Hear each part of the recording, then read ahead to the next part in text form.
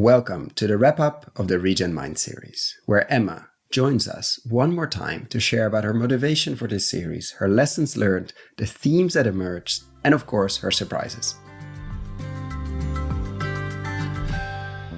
Thanks, Koen. It's great to be back, and this time in the hosting seat. Through 6 rich conversations with a range of guests, we're exploring the role of the mind.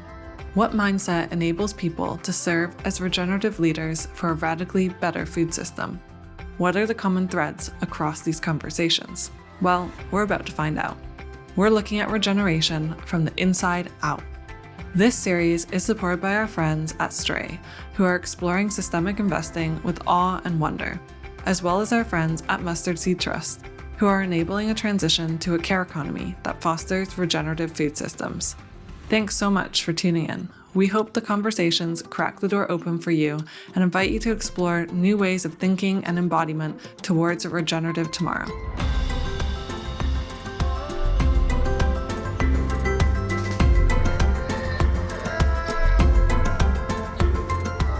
Welcome to a very special episode. I say that often, but in this case, it's absolutely true. It's the wrap-up of the Regen Mind series, and we have Emma Chow here with us that has been absolutely rocking it with 6 episodes. I mean, we were discussing this previously. We could do another 20. So if you feel called to help us make those, definitely reach out.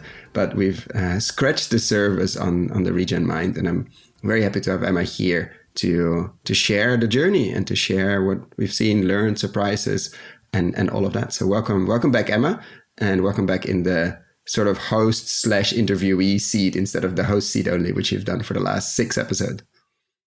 Yeah, thank you. I was about to say, it feels like a bit of a relief to be not fully, but almost in the guest seat. And as you were saying before we hit record, it's almost a year ago that the concept and idea for this, really the seed, was sown for this series. And it's wild to think that now it's all launched and this is our reflection episode. And there's been so much to unpack, and I'm sure we'll explore lots of it today. So happy to be here. Yeah, absolutely. I think a year ago, we had an open invitation with you. You joined us for the 200th episode of the podcast, where we also did a sort of dual interview. I interviewed you and you interviewed me about the journey until now. And I think after that, we said, okay, if you want to do anything on the podcast, feel free. And then you came back and said, I really want to do a series on the Regen Mind. And then we found some supporters, and shout out to Mustard Seed and Stray for making this possible. And then the journey started. Like, I think just after summer, even in summer, I think you started your first episode. So how was that switch from interviewee to host, first of all, like apart from the technical things, but how was that like switching the seats? How did that feel? It was easier than I expected, to be honest. I think maybe I was intimidated of a podcast format, which I'd never hosted before, but thankfully I've had enough experience in the panel hosting seat and do lots of research interviews, which is how I treated this. It's like when it's not live, it almost feels, and it was a research project too, like we're genuinely exploring what do people characterize the regenerative mind as, and all the way through I was synthesizing that. So it was incredibly diverse too, and really cool to look back and start to reflect on what were the patterns that were emerging and the surprising pieces and commonalities and just unexpected things that came along.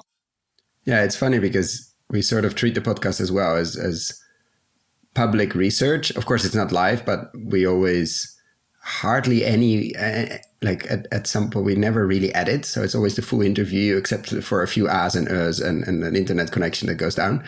So it's really, research calls. It seems one-on-one, but then there are 3,000 people listening to it at some point, which you should probably not remind yourself too much about. But it is, it's a research call that happens to be recorded. I think those are the best podcast formats in general. And so when you came back to us when we, with this project, what was the motivation, or what was what was the reason you said yes, or you came with an idea to the podcast, like I would like to host a series? What triggered that? Yeah, because there's a couple months in the gap between you giving that invitation of, hey, if you have an idea, you're welcome to come play host. And I sat with that and felt like I was trying to force something. I was like, I don't actually have an idea. I'm just going to let it sit. I didn't think about it in an active way. And it feels fitting. I'm only realizing this now. It was like a weekend that I made a retreat for myself. And I was like, okay, 24 hours completely offline, just like journal, ideate, meditate, do some movement.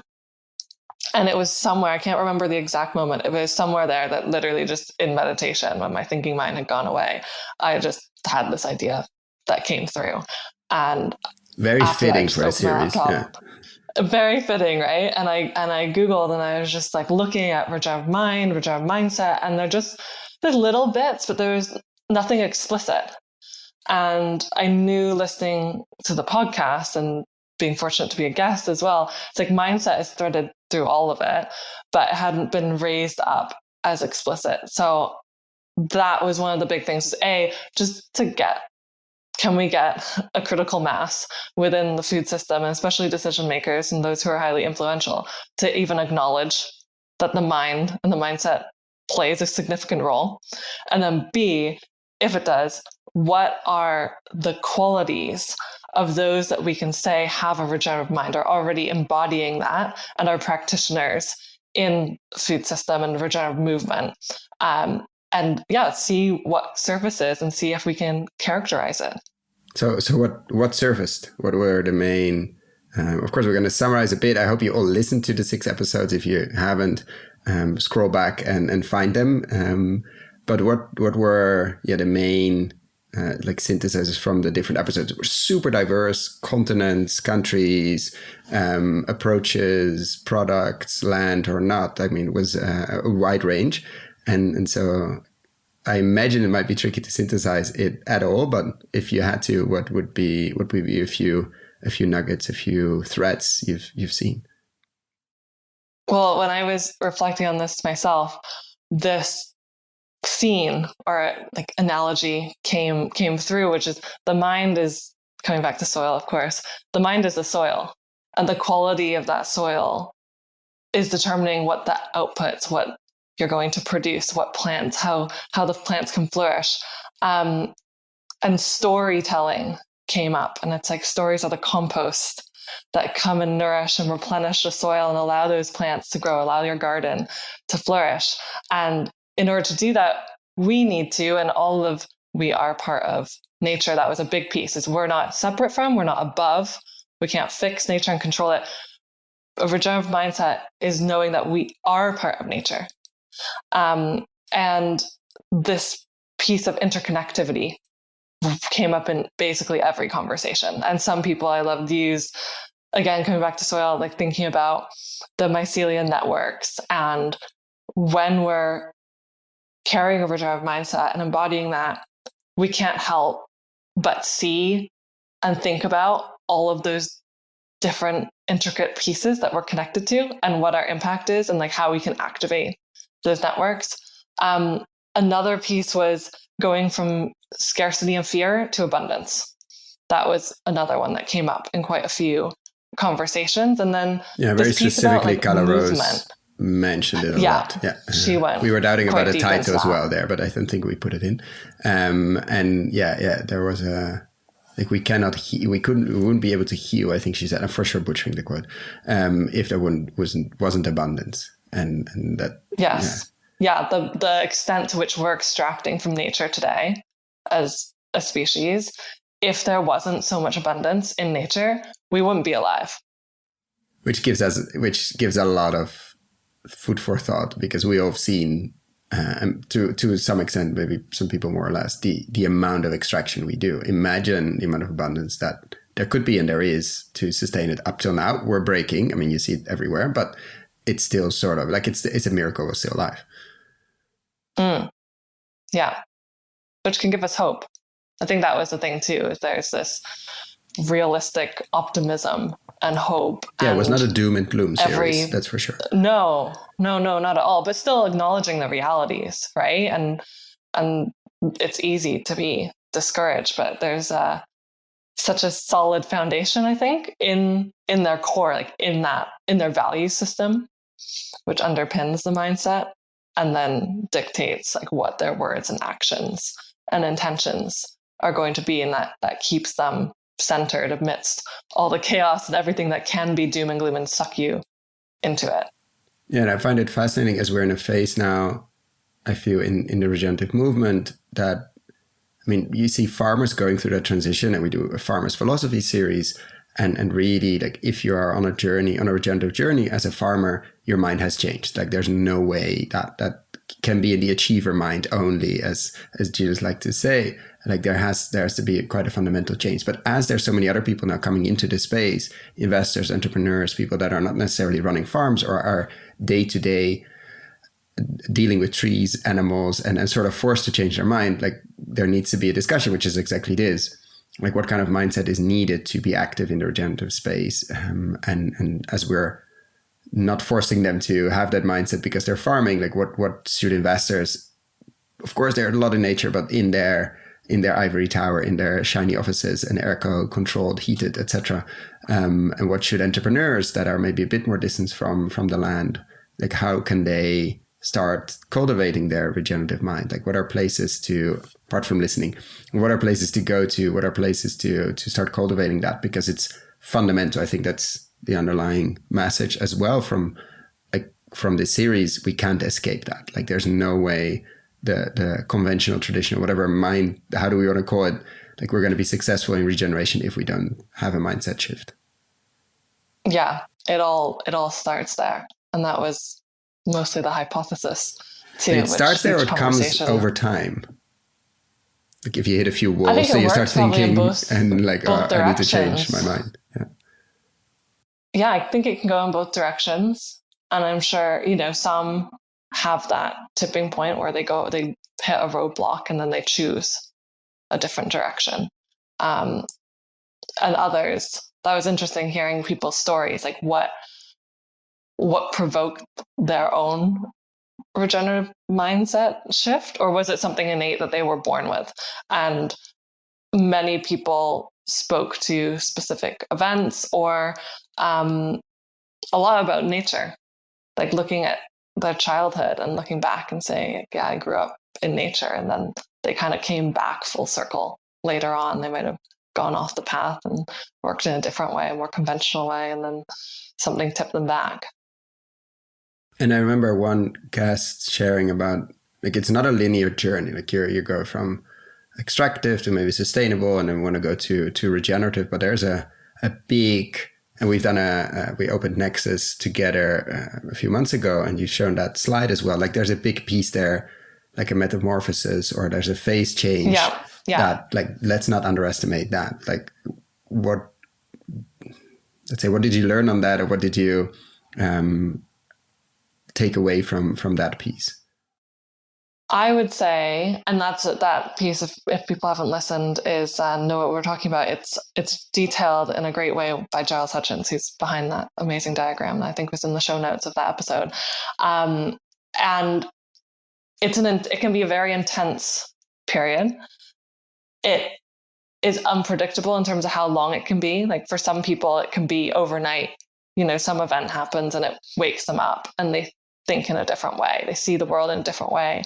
And for others, it can be years, and it can be this back and forth, almost like a regression, because you go back into the achiever, the default mindset, and then it's work, like it's practice to constantly, with discipline, come back to, what's the regenerative approach to seeing this? And so what were other themes we haven't discussed yet, but like themes that came up that you felt, and we'll get to the surprises later, but that came up and really came up strongly when you were looking back before recording this, that really things that popped up for you? Having increasingly greater capacity to hold and lean into complexity, which of course entails systems thinking, which is essential for systems change. That we don't focus enough on the mind. I asked many of the guests, do you think we focus on it? And just to make it really concrete and explicit.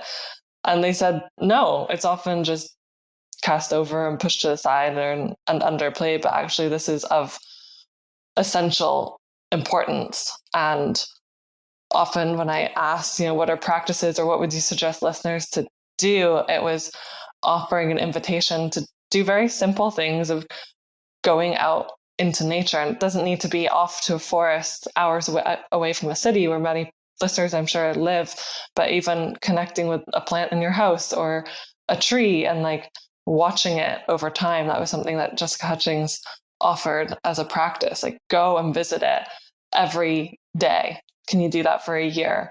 And you will see the intelligence of nature. Like, you will see how everything's always changing, and you'll also start to see the relationships, and you'll see cycles of death and renewal. And that was a pattern that came up in many people's stories, was somehow having to let go and let a part of them die, an identity, a job, a way of viewing the world, to create space to allow something else in. And maybe it wasn't always allowing something new in, but the theme of remembering came up a few times too, which I think gives me some hope as well, because it's not something we have to go outside of ourselves to chase after, but actually it's about coming in and distilling the stuff we don't need anymore and remembering.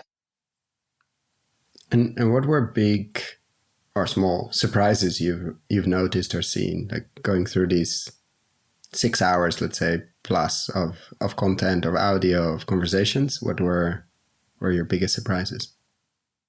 So I specifically chose language when we were crafting the description of this and all of it to make it what I thought would be as accessible as possible.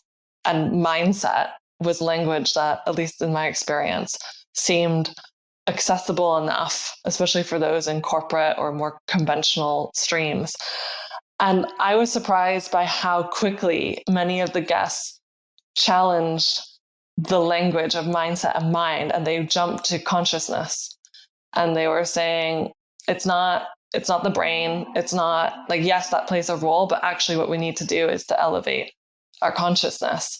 And so I was surprised by how their level of consciousness and how quickly we would pivot or jump up in a way and relate to that. Did that make it less accessible, you think? Also, I was worried about it in moments. I mean, I'm curious to hear from listeners, because I know that there's people in all aspects of the journey. And I guess there's a bit of fear in me that consciousness, especially if you just drop into an episode and you hear that in a couple minutes, and you're like, oh, what is this?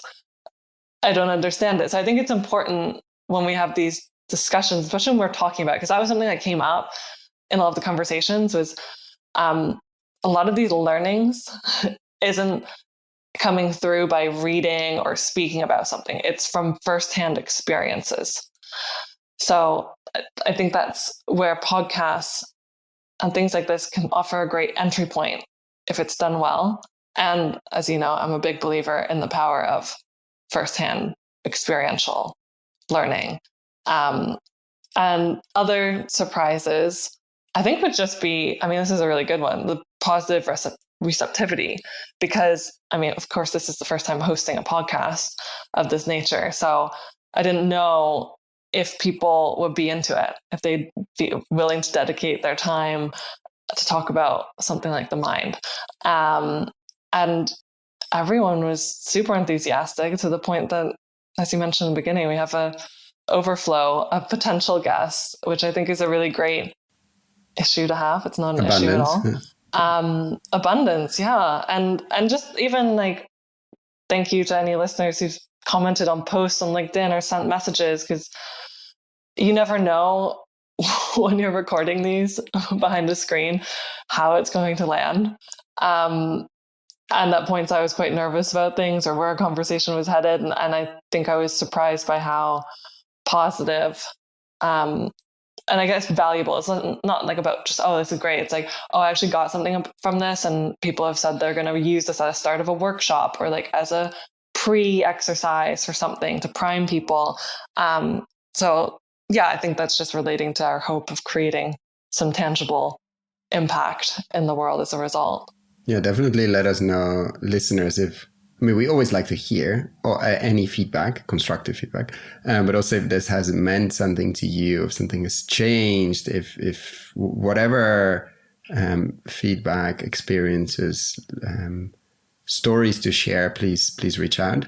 The easiest way is through the website, or answer on LinkedIn, or send a message somewhere on any of the social media, because we always like to hear that in general. And I mean, from the podcast side, we're of course very happy that people are listening, and it's a new voice, which was scary, and to put that on, not because I really like my own voice, but we've until now only had me asking questions and being able to shift that, and it creates honestly opportunity and freedom and ways to think differently about this platform as well for us, which is really nice. But it was an experiment, and I mean, you all listeners have listened, which is great, and are still listening to the episode, which is amazing.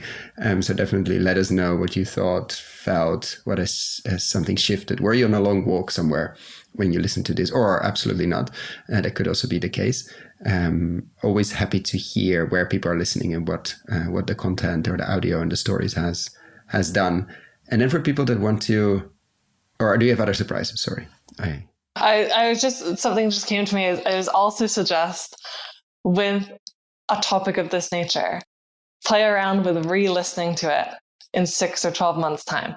Because when we're talking about the mind or consciousness, like a lot of the stuff, maybe you've never heard, Giles Heston speaks about like the field, and I made him define what that means, because I'm sure for many people it's like, what? I know a grass field, but what do you mean the field? And maybe that washes over you, and that's not something that you're meant to receive right now. That's not valuable to you. But maybe in your evolution, a year, 2 years time, it might hit. So you might want to experiment. I've done it before, and I find that I learn something new, like something sinks in and metabolizes in a different way, and it clicks something later on.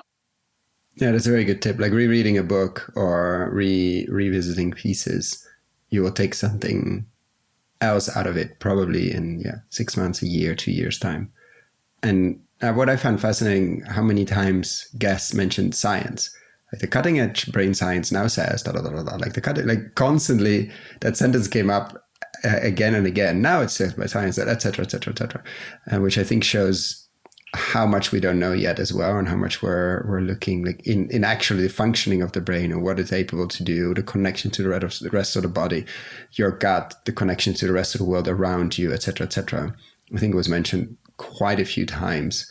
What we now know, we already knew it, but now it's confirmed in a peer-reviewed paper, so now it's real. And so that was quite interesting. That growing credibility. Yes. Yeah, and I think I liked how it was mentioned in a couple conversations.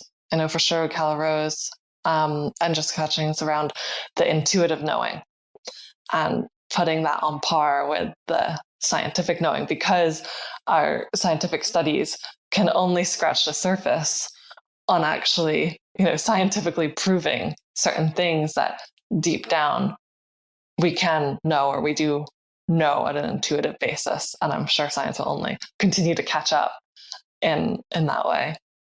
Yeah, which I think there's a nice connection there to the soil, where I think many farmers feel, and we've seen that with cutting edge scientists like Jonathan Ludgen and others saying, the most cutting edge science is happening on farms now. And we as scientists have to go there and catch up with that, because it's not happening in a lab. It's definitely not happening on farms of universities. It's happening at the edges of space, which are these farmers that are doing things that we don't think can actually be done, but we're seeing it. So we have to research it instead of the other way around. And also here it feels like, the science is trying to explain something that people have already seen and explained, maybe in different languages or in different ways and different stories for a long time in many cases.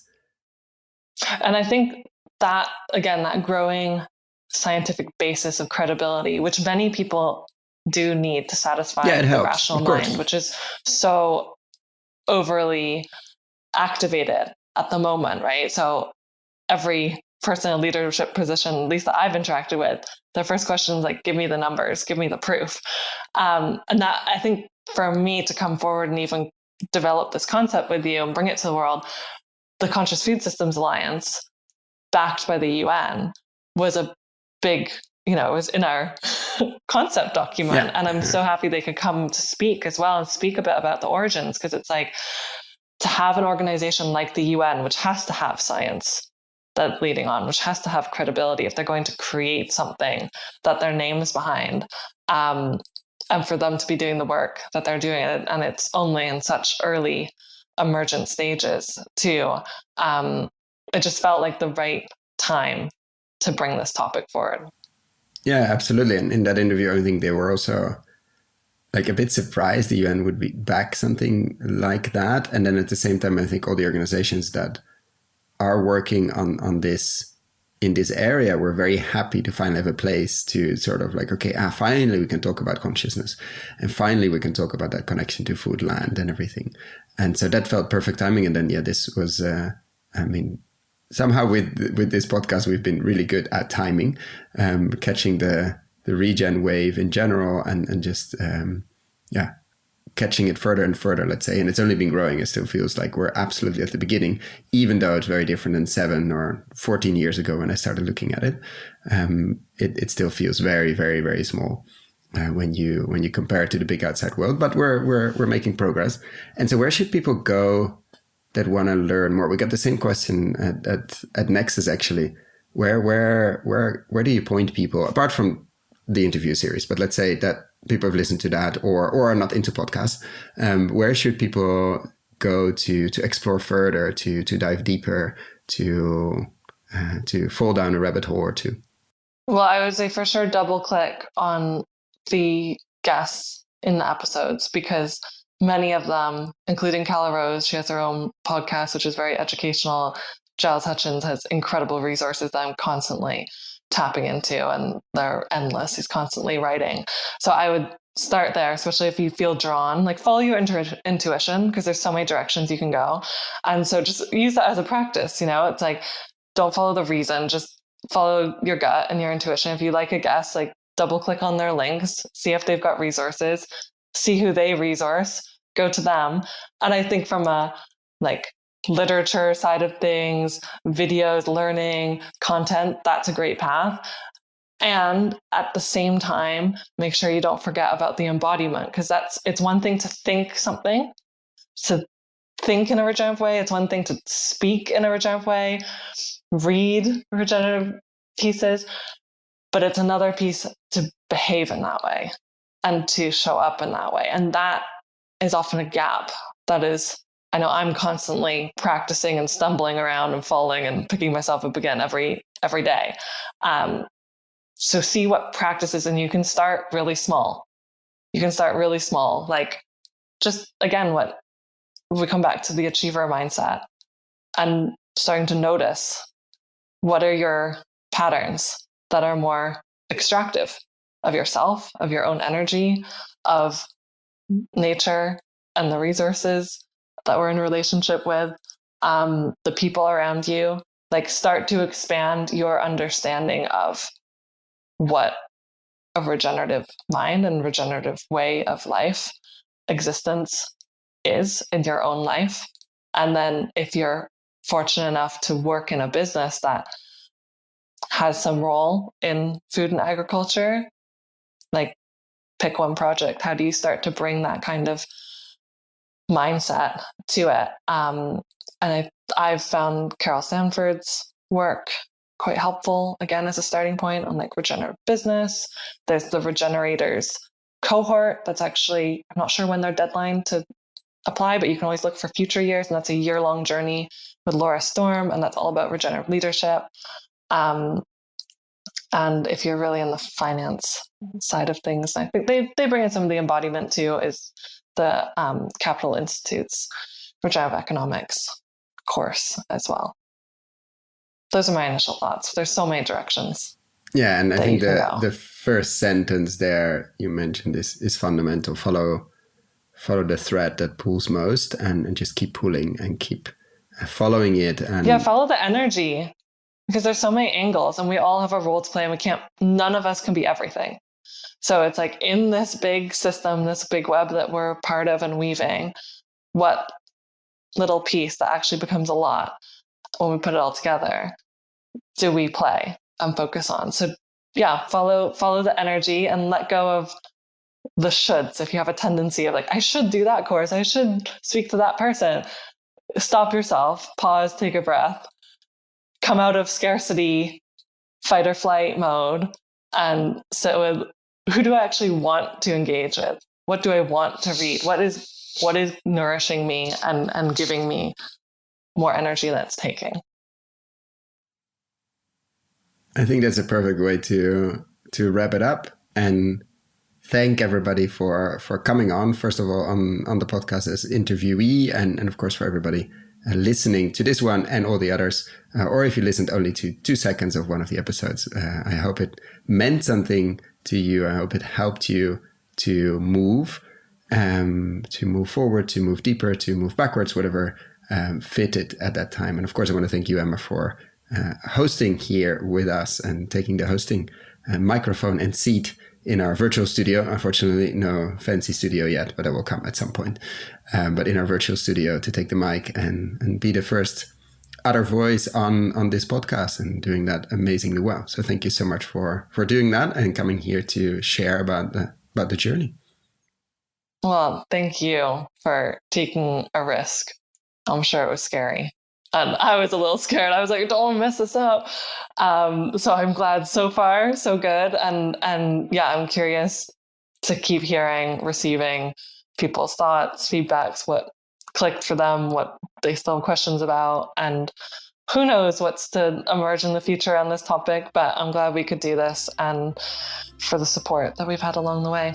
So thank you. I've heard stories about maybe we should do a book, and maybe there are some ideas left and right. So let's see. This probably is not the end of this journey specifically, but for now we've done 6 episodes and a wrap up, and so we will wrap it up here and leave people to go on with their day. So thank you so much. Thank you.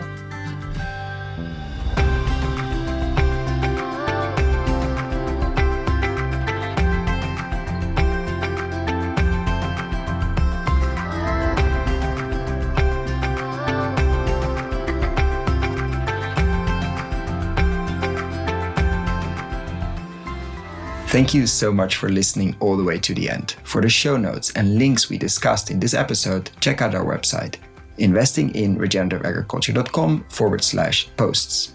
If you like this episode, why not share it with a friend or give us a rating on Apple Podcasts? That really helps. Thanks again, and see you next time.